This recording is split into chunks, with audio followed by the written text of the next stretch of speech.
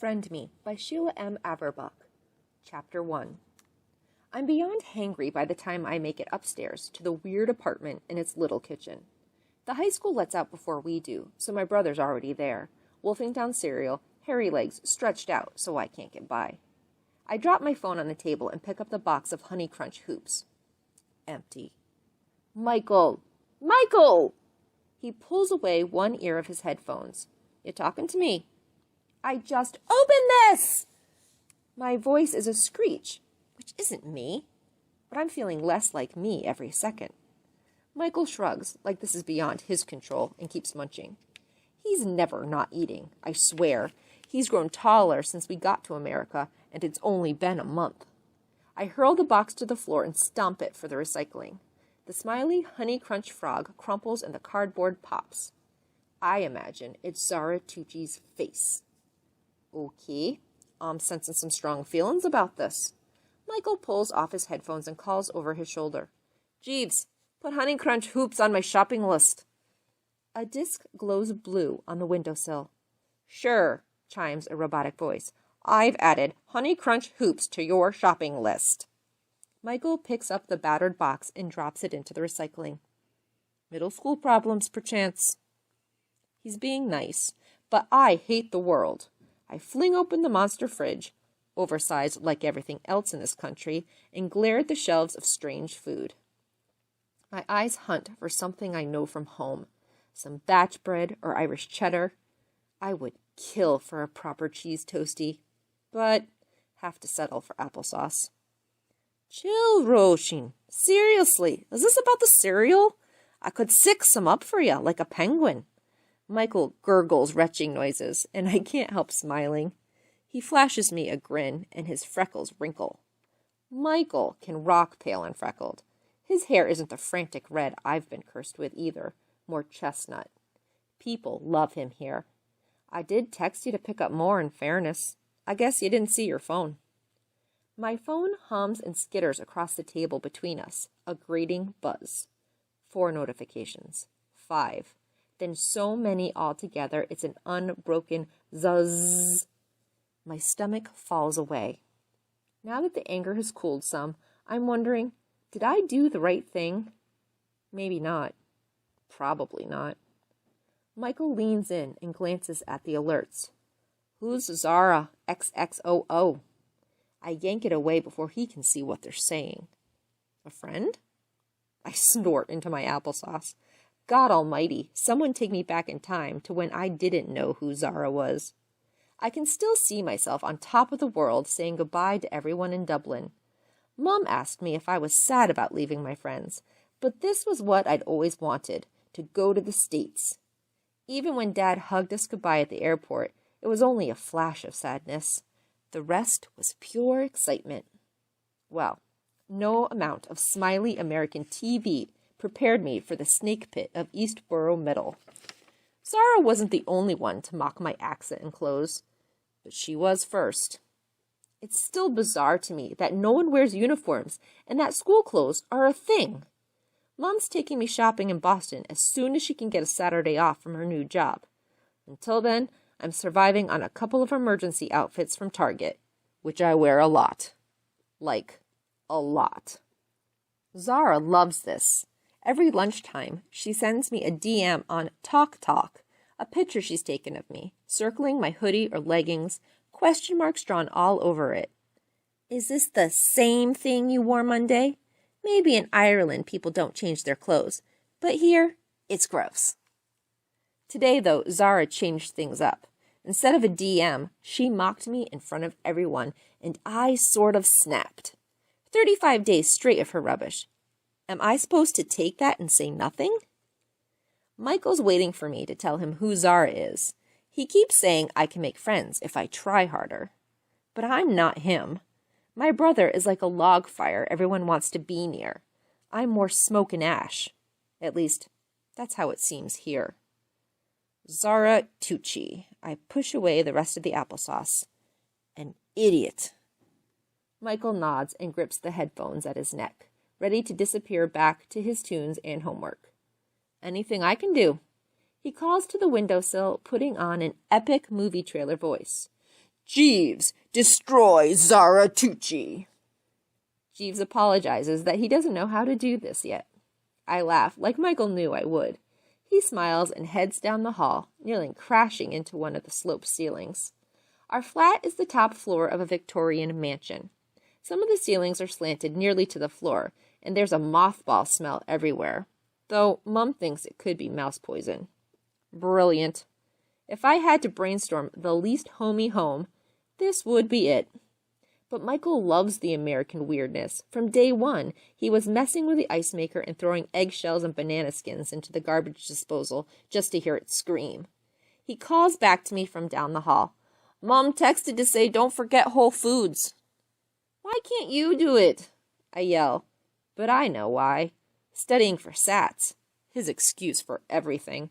He says it like SATs now. They were SATs till we left Ireland. But he's adapting. I change my clothes and grab Mum's Whole Foods card. She keeps hassling me to bring creepy Jeeves along, too. Apparently, if I put him onto my phone, he'll guide me right to the lasagna in the shop. He's like an Alexa, but turbo. Mum invented him. But no way is Jeeves going onto my phone. I can imagine him piping up with random comments at school, like he does here sometimes. That's just what I need. Outside, the heat is like a wall, crazy hot for May, though Mum says anything's possible with Massachusetts weather. I traipse down our hill toward Eastborough's 1 shopping street, and before I'm even halfway, sweat pricks under my arms. The soapy smell of lilacs makes me want to gag. I blow out a breath. The problem's not the weather. The problem is me. My phone feels like an unexploded bomb in my pocket. What happened at school replays like a stuttery nightmare in my brain. Getting paired with Zara in art, sketching her pinched rat face for an hour. And that wasn't even the worst. The teacher made us take a photo of each other to draw from. Thank you, Mr. Morrison, for loading a bullet into Zara's gun. She shot it straight onto Talk for everyone to enjoy. She'd drawn wavy stink lines around my hoodie and added a poll. Vote if you think @Roisin K. Doyle should change her clothes. There were 39 votes, all yes by the time I got onto the bus. And the comments. I sat there reading, wanting to vanish. OMG, yes, she wears the same clothes all the time. Maybe it's an Irish thing, like potatoes. She eats a tuna baked potato every day and it stinks, like the outfit she never washes. That one was from Zara. I wanted to kick something. I wash and dry my stuff every day. The gallon of liquid Tide is almost gone. My hands were shaking so hard I nearly dropped my phone as I climbed our hill home, typing a reply. You won't smell anything after I rip your head off. A few people shot back straight away. OMG, fighting Irish. What are you, a psycho? That one, with the idiot spelling, is hard to forget. There'll be dozens more by now, which is why I'm not going to look. A crowd stands outside the 7-Eleven, and I stop short. But when I'm closer, I see it's not 7th graders, it's 9-year-olds. My heart's still running like a rabbit as I pass them and the Goodwill, which is like a charity shop, but without the fun. Mum and I love charity shops. We went straight into Goodwill when we arrived. Never again. The looks people give you. 2 ladies stared at us as we left, like we were ready to beg for change. I glared right back. I wanted to tell them that Mum works at MIT. Mum was relaxed about it. She's like Michael. A sudden wave of missing Dad surges in my chest. My eyes fog with tears as I head into Whole Foods, and something bangs into me. Ow! A voice whines. Watch it! Oh, brilliant. It's the girl who whispers with Zara. Blonde hair, straight as a blade. My arm throbs where I crashed into her. Sorry, I bend to pick up my bag and swipe at my tears. What did she do, Mara? Asked someone behind her. That voice, the plague rat herself. Zara steps out from behind Mara and my heart starts skipping again. I can't help it. She's a head shorter than me, with black eyes and an Italian tan I'd give anything for. It's a marvel of nature how so much mean was stuffed into that tiny package. Zara glares up at me. Did you hit her? She rests a hand on Mara.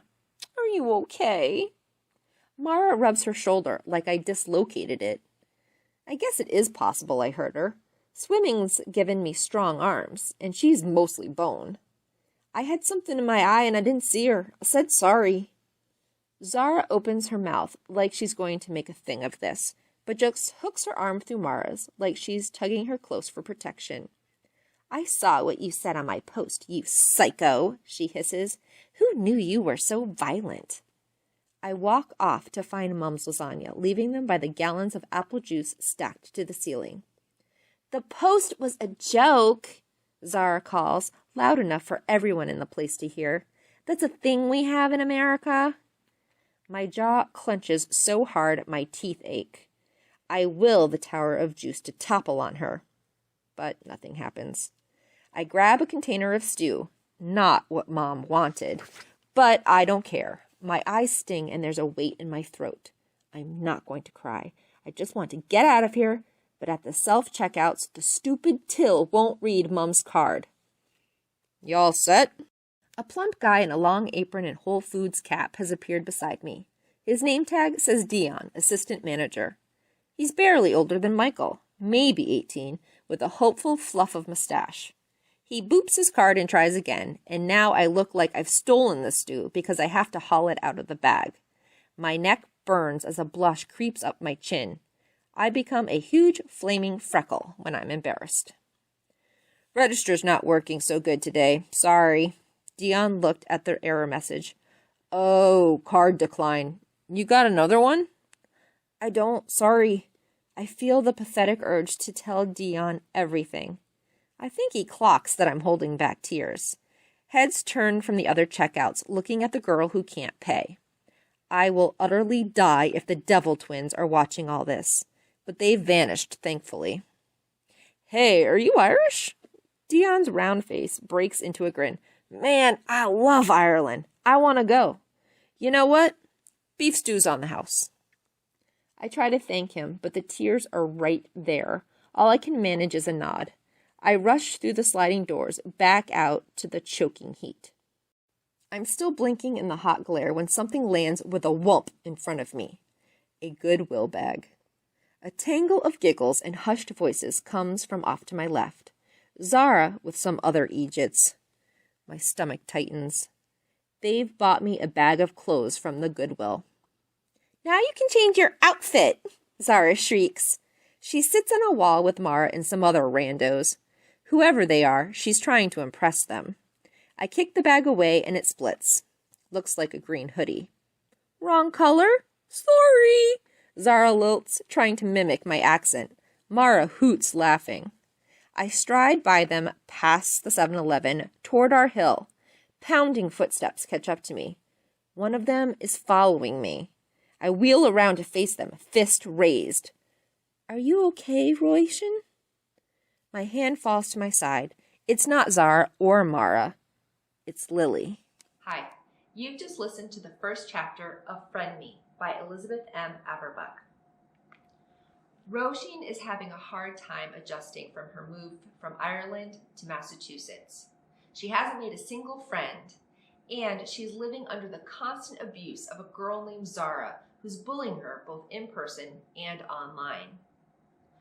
Roisin is falling apart and feeling utterly alone until she meets Haley online. Finally, here's a girl who gets her. Haley starts sending her anti-mean girl memes to cheer her up, and the two online friends fantasize about what the world could be like if only Zara wasn't in it. But when Zara is involved in a terrible accident, the resulting police investigation has Roisin panicked, thinking that her conversations online with Haley could incriminate her. She wants Haley to delete their messages, but when she tries to meet Haley in person, Haley can't be found, almost as if she never really existed at all. If you're in the mood for a middle school thriller about friendship, trust, and the darker side of technology, I recommend that you check out Friend Me from our tween fiction collection, or it is available for immediate download on audio through the Hoopla app. So once again, I'd like to thank you all so much for listening and wish you happy reading.